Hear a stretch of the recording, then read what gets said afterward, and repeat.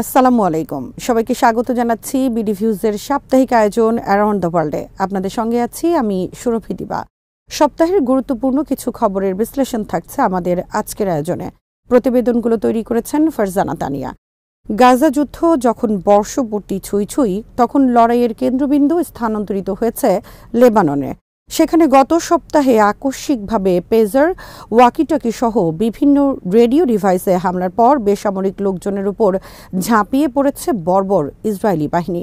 সোমবার শুরু হয়েছে বেপরোয়া বিমান হামলা। এতে হিজবুল্লাহর কয়েকজন নেতা এবং অসংখ্য বেসামরিক লোক নিহত হলেও হিসেবি ও বুদ্ধিবৃত্তিক জবাব দিচ্ছে হিজবুল্লাহ। যুদ্ধে তারা কত চৌকস ও মানবিক এবং তাদের সামর্থ্য ও বীরত্ব কেমন তা আবার দেখছে বিশ্ব।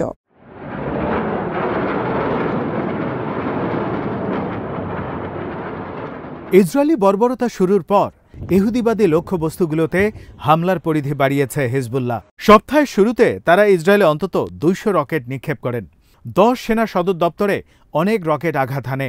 শনিবার দক্ষিণ লেবানন থেকে উত্তর ইসরায়েলের গভীর দক্ষিণে মুহুর্মুহু হামলা চালান তারা। এটিকে গাজা যুদ্ধ শুরুর পর হিজবুল্লাহর অন্যতম গভীরতম রকেট হামলা বলে বর্ণনা করে সংবাদ মাধ্যমগুলো। হামলার পর ইসরায়েলের উত্তরাঞ্চল থেকে অধিকৃত পশ্চিম তীরের জেনিনের পূর্ব এলাকা পর্যন্ত প্রায় ৪০ কিলোমিটার ব্যাপী অঞ্চলে বিরামহীনভাবে সাইরেন বাজানো হয়।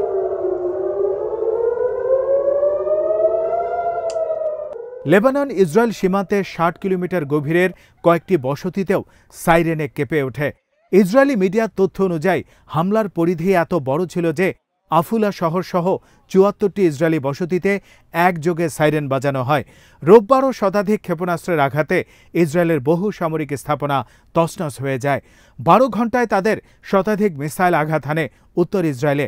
হামলা থেকে বাদ পড়েনি বিমান ঘাঁটি, বিমানবন্দর, অস্ত্র কারখানা, সেনা অবস্থান, ট্যাঙ্ক, কোনো কিছুই। ভিডিওতে দেখা গেছে ইসরায়েলিরা দলে দলে পালাচ্ছেন এবং ভিড় সামাল দিতে হিমশিম খাচ্ছেন আশ্রয় কেন্দ্রগুলো। ক্ষেপণাস্ত্রের আঘাতে ইসরায়েলের বিভিন্ন অঞ্চল বিদ্যুৎ বিচ্ছিন্ন হয়ে যায়। বিভিন্ন অঞ্চলে আগুন ছড়িয়ে পড়ে।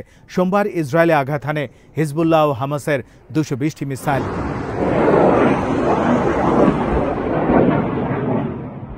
ইসরায়েলি সংবাদ মাধ্যমগুলো বলেছে, চোখ মেললেই লোকজন ক্ষেপণাস্ত্রের আঘাতের ভয়াবহ দৃশ্য দেখছেন আর আশ্রয় কেন্দ্রগুলোতে ছোটাছুটি করছেন।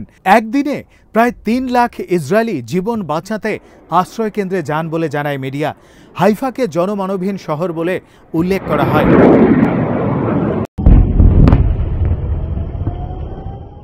মঙ্গলবার হিজবুল্লাহর প্রায় ৪০০ মিসাইল ইসরায়েলের সুনির্দিষ্ট লক্ষ্যবস্তুতে আঘাত হানে বলে খবর আসে।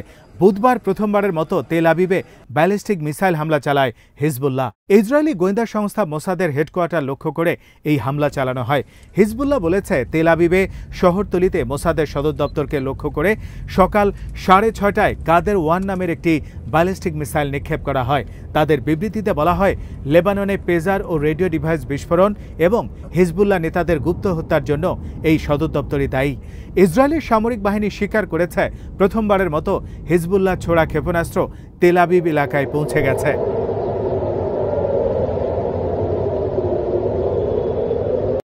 হিজবুল্লাহ নেতা সৈয়দ হাসান নাসরুল্লাহ লেবানন জুড়ে পেজার ও ওয়াকিটকি বিস্ফোরণকে তার দেশের বিরুদ্ধে ইসরায়েলের যুদ্ধ ঘোষণা বলে মন্তব্য করেন। তিনি এক ভাষণে বলেন, গত সপ্তাহের মঙ্গল এবং বুধবারের গণহত্যাকে আপনি যুদ্ধাপরাধ, যুদ্ধ ঘোষণা সহ যে কোনো কিছু বলতে পারেন। শত্রুরা এ হামলার মাধ্যমে সকল রেড লাইন অতিক্রম করেছে এবং সকল আইন লঙ্ঘন করেছে। এটি একটি ভয়াবহ সন্ত্রাসী হামলা, গণহত্যা ও জাতিগত শুদ্ধি অভিযান। ইসরায়েলকে এ হামলার জন্য চড়া মূল্য দিতে হবে উল্লেখ করে হিজবুল্লাহ মহাসচিব বলেন, গাজা ইসরায়েলি গণহত্যা বন্ধ করার লক্ষ্যে লেবানন ফিলিস্তিনি জনগণের পাশে দাঁড়ানোর যে সিদ্ধান্ত নিয়েছে তার প্রতিশোধ নেওয়ার জন্য পেজার ও ওয়াকিটকি হামলা চালানো হয়েছে।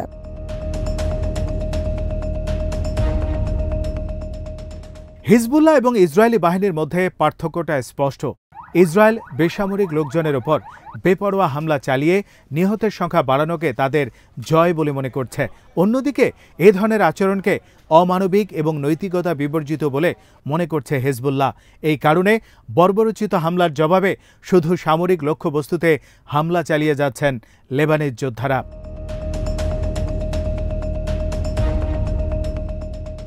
ইরানের প্রেসিডেন্ট মাসুদ পেজেশকিয়ানের বক্তব্যে সেই কথা উঠে এসেছে। তিনি বলেছেন, গাজা উপত্যকার বিরুদ্ধে গণহত্যামূলক যুদ্ধে ইসরায়েল পরাজিত হয়েছে, কাজেই এখন লেবাননে বর্বরতা চালিয়ে তেল আবিব নিজের অপরাজেয় থাকার পৌরাণিক কাহিনী পুনঃপ্রতিষ্ঠা করতে পারবে না।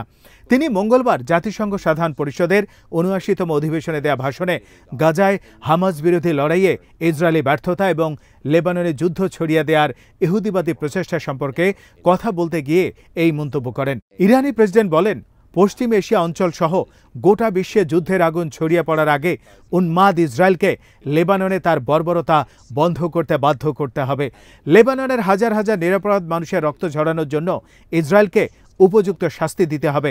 তিনি বলেন, যেসব পশ্চিমা দেশ গাজায় যুদ্ধবিরতি প্রতিষ্ঠায় বাধা দিচ্ছে এবং এখনও নিজেদেরকে মানবাধিকারের রক্ষক বলে দাবি করছে, সেসব দেশকে ইসরায়েলি বর্বরতার দায়ভার বহন করতে হবে।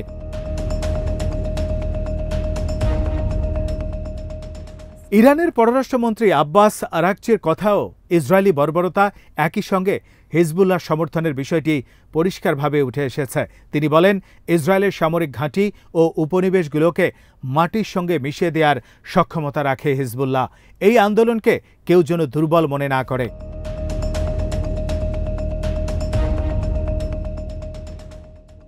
হিজবুল্লাহর সক্ষমতার কথা উঠে এসেছে ইসরায়েলি সেনা কর্মকর্তাদের বক্তব্যেও।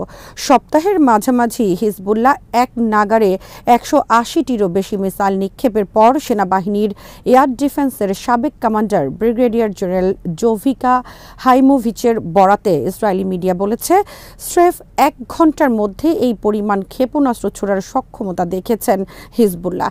তারা এখনও পূর্ণ সক্ষমতা নিয়ে হামলা শুরু করেনি মন্তব্য করে তিনি বলেন, ইসরায়েল যে বলছে হিজবুল্লাহর ক্ষেপণাস্ত্র মজুদের ৫০% ধ্বংস হয়েছে, এর সঙ্গে একমত নন তিনি। হাইমোভিচ বলেন, হিজবুল্লাহর ক্ষেপণাস্ত্র উৎক্ষেপণের সক্ষমতা সীমাহীন এবং এটি বিলীন হওয়ার মতো নয়। তিনি গুরুত্বের সঙ্গে বলেন, ইসরায়েল গত ২ দিনে যা দেখেছে তা হিজবুল্লাহর প্রকৃত সক্ষমতার ভগ্নাংশ। এর চেয়েও ভয়াবহ হামলা করতে তারা সক্ষম।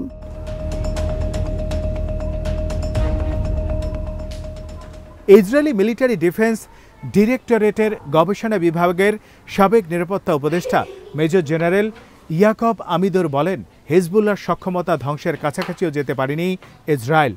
চ্যানেল 14কে তিনি বলেন, হিজবুল্লাহর কাছে অন্তত ১ লাখ ক্ষেপণাস্ত্র রয়েছে। আমরা যদি ৩০,০০০ও ধ্বংস করি, অবশিষ্ট আছে আরও ৭০,০০০, যা হামাসের হাতে থাকা ক্ষেপণাস্ত্রের ৭ গুণ বেশি। সুতরাং হিজবুল্লাহকে পরাজিত করা থেকে অনেক দূরেই অবস্থান করছে তেল আবিব।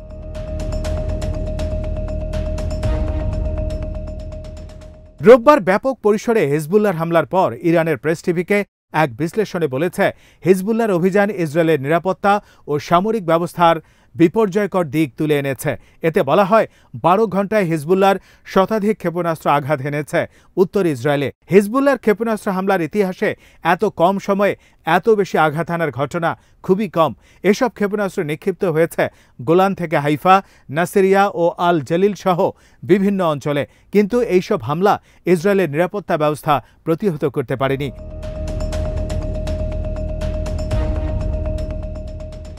রামাত ডেভিড ইসরায়েলের সবচেয়ে গুরুত্বপূর্ণ বিমান ঘাঁটিগুলোর একটি। ঘাঁটিতে কয়েকটি ক্ষেপণাস্ত্র সরাসরি আঘাত হানার পর অগ্নিসংযোগের ঘটনা ঘটে। এই ঘাঁটিতে রয়েছে ইসরায়েলি বিমান বাহিনীর 101, 105 ও 109 নম্বর ব্রিগেড এবং সামরিক হেলিকপ্টার ও ড্রোনের আস্তানা। এই স্পর্শকাতর ঘাঁটিকে রক্ষায় ব্যর্থ হয়েছে ইসরায়েল।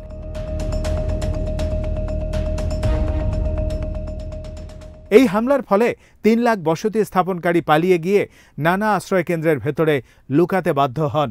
নানা ভিডিও ও ছবিতে দেখা গেছে ইসরায়েলিরা পালিয়ে যাচ্ছেন এবং আশ্রয়কেন্দ্রগুলোর প্রবেশপথে ব্যাপক ভিড়। এ থেকে বোঝা যায় ইসরায়েলিদের মধ্যে ব্যাপক আতঙ্ক ও নিরাপত্তাহীনতা তৈরি হয়েছে।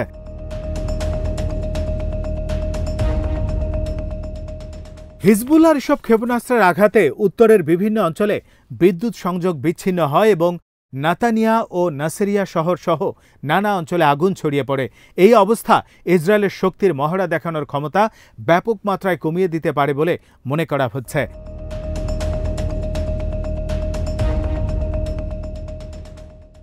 অভিযানে বোঝা গেছে হিজবুল্লাহর হুদহুদ ড্রোন কেবল হামলার কাজে ব্যবহৃত হয় না, এই ড্রোন নিখুঁত তথ্য সংগ্রহ করতেও দক্ষ।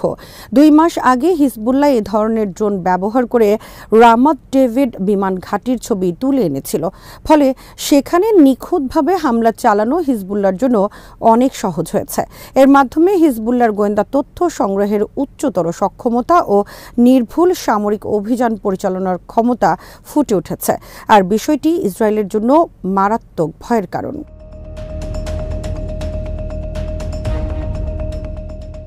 পর্যবেক্ষকরা বলছেন, সামনে আরও ভয়াবহ দিন অপেক্ষা করছে ইসরায়েলিদের জন্য। ইসলামিক রেজিস্ট্যান্স ইন ইরাক জোটের বড় গোষ্ঠীগুলো লেবাননে ইসরায়েলের স্থল হামলা সরাসরি মোকাবেলা করতে হিজবুল্লাহর সঙ্গে যুদ্ধে যোগ দেওয়ার সিদ্ধান্ত নিয়েছে। জোটের এক সিনিয়র নেতা জানান, তাদের মধ্যে বেশ কিছু বিষয়ে ঐক্যমত্য হয়েছে, যার মধ্যে সবচেয়ে গুরুত্বপূর্ণ দিক হল ইহুদিবাদী শত্রুর সম্ভাব্য স্থল অভিযান মোকাবেলায় হিজবুল্লাহর সঙ্গে কাঁধে কাঁধ মিলিয়ে সরাসরি যুদ্ধে প্রবেশ করবেন ইরাকি প্রতিরোধ যোদ্ধারা।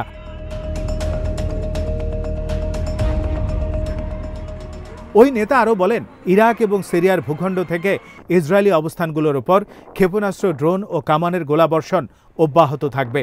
তার তথ্যমতে যুদ্ধে যারা সরাসরি অংশ নেবে তাদের মধ্যে রয়েছে popular mobilisation unit, Kataib Hezbollah, Harakat Hezbollah, an Nujaba ও সাইদুস শুহাদা ব্রিগেড সহ কয়েকটি দল ও গ্রুপ।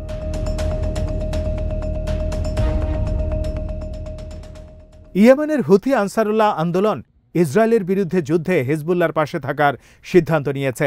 একথা জানিয়ে আন্দোলনের নেতা আব্দুল মালেক আল হুথি বলেন, গত সপ্তাহে ইয়েমেনের সশস্ত্র বাহিনী তেল আবিবের কাছে একটি ইসরায়েলি সামরিক লক্ষ্যবস্তুতে যে ক্ষেপণাস্ত্র হামলা চালিয়েছিল তা গভীর প্রভাব সৃষ্টি করেছে। ইয়েমেনের টেলিভিশনে সম্প্রচারিত ভাষণে আল হুথি বলেন, ইসরায়েল বিরোধী প্রতিরোধ ফ্রন্টের প্রতি ইয়েমেনের ইস্পাত কঠিন সমর্থন অব্যাহত থাকবে। আমরা ফিলিস্তিনি জাতির প্রতি বড় ধরনের পৃষ্ঠপোষকতা দিয়েছি। এখন আমরা লেবাননে আমাদের ভাতৃপ্রতিম হিজবুল্লাহর প্রতি সমর্থন জানানোর ঘোষণা দিচ্ছি।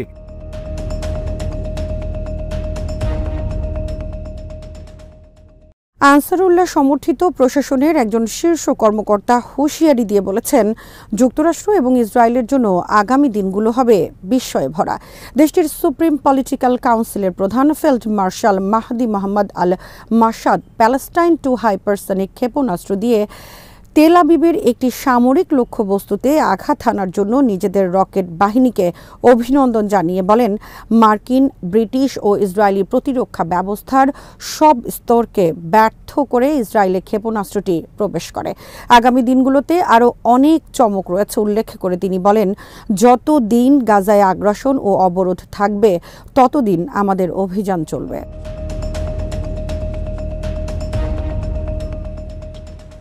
ইসরায়েলের প্রতিরোধ যোদ্ধাদের হামলার নতুন আঙ্গিক দেখা গেছে। তা হল, গাজা উপত্যকায় দখলদার সেনাদের বিরুদ্ধে যুদ্ধের পাশাপাশি লেবানন থেকে ইসরায়েলে হামলার পরিধি বাড়িয়েছে হামাস। এই হামলা চলছে নিয়মিত। লেবানিজ যোদ্ধাদের সমর্থনে দিনে 30 থেকে 50টি ক্ষেপণাস্ত্র ছোড়া হচ্ছে হামাসের পক্ষ থেকে। হিজবুল্লাহ সহায়তায় এগিয়ে আসার ঘোষণা দিয়েছেন সিরিয়ার যোদ্ধারাও।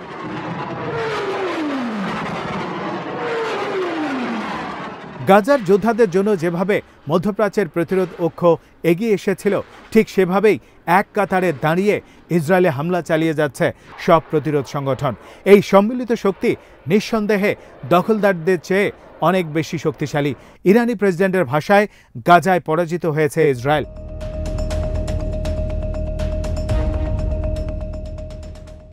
আজ এখানেই শেষ করছি। সবাই ভালো থাকুন, সুস্থ থাকুন আর দেখতে থাকুন বিডি ভিউজ। চ্যানেলটি ভালো লাগলে সাবস্ক্রাইব করুন, সংযুক্ত থাকুন আমাদের ফেসবুক পেজে। আল্লাহ হাফেজ।